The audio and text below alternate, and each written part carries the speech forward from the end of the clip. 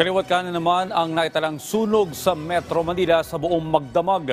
Pinakahuli nga dyan ay ang sunog sa Maynila kung saan isa ang naitalang nasugatan. Nagbabalik si Vel Custodio sa sentro ng balita. Kuha sa videong ito ang pagsiklab ng sunog na naganap sa 3 palapag na bahay sa Santa Cruz, Manila. Mabilis itong itinaas sa ikalawang alarma. Aligaga ang mga residente sa paglikas bago pa man madilaan ng apoy ang kani-kanilang bahay. Nagsimula ang sunog sa loob ng kwarto sa ikalawang palapag ng bahay.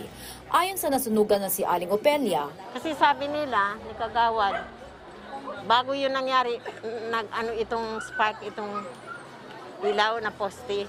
Malamang kasi ang naririnig ko maliliit na parang putok-putok na maliliit. Muntik pang maudlot ang una sanang araw ng lamay ng kapatid ni Mang Yurio dahil sa sunog. Nung may nasa loob ng tricycle boy, sumigaw na, sabi niya may sunog doon sa may sa inyo.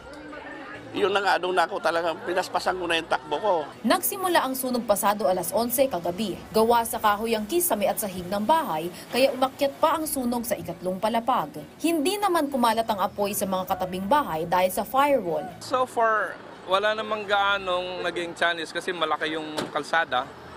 May marami din ang fire truck na nagresponde at na-content po natin ang sunog ng mabilis. Isang natamong minor injury sa sunog. Tinatayang nasa 20 mil naman ang danyos ang napinsala.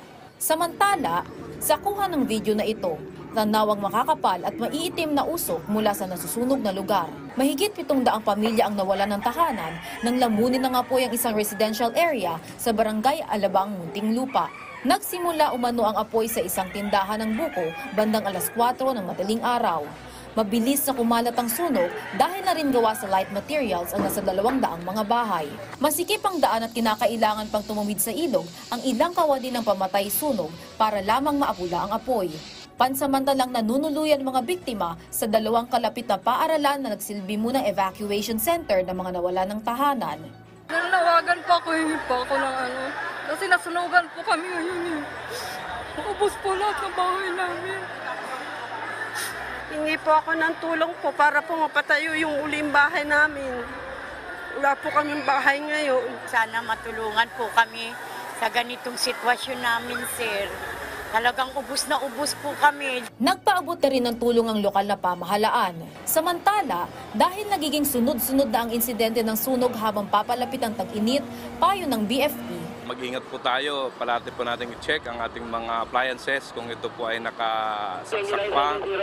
Bago po tayo umalis, siguro din po natin nakabuno ito sa mga saksakan at kung gagamit naman po ng kandila, siguro din po natin na nakalagay ito sa isang planggana na may tubig at malayo sa mga kurtina para hindi po magsimulan ng sunog. Vel Custodio para sa Pambansang TV sa Bagong Pilipinas.